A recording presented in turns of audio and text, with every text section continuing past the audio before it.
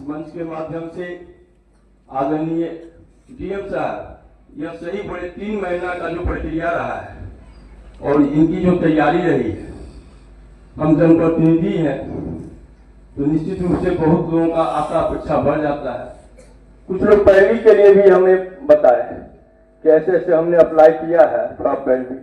एक आध फोन किए थे इनको, इन्होंने कहा देखेंगे, अगर संभव होगा, अनुकूल होगा तो स्वतः आ जाएंगे। अच्छा लगा, पारदर्शिता का जो है इससे बड़ा मिसाल नहीं होता है। वह मेरे नजर में ये 3 महीने का काम और इनका जो है प्रत्येक वर्ग पर समय के बहुत पाबंद है, क्योंकि हम भी जो है 3 महीना से एज ए जनप्रतिनिधि दरभंगा ग्रामीण में अपना कार्यभार संभाले हैं।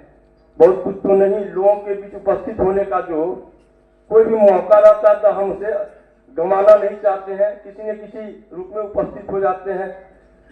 और क्योंकि जिला के पदाधिकारी, जिला पदाधिकारी या मालिक होते हैं, प्रशासनिक स्तर पर इनको करना है, तो निरंतर इनके कार्यों पर जो ध्यान रहता है तो ये अपने समय का उपयोग करते, दुरुपयोग नहीं करते। इसके लिए हम धन्यवाद देते हैं।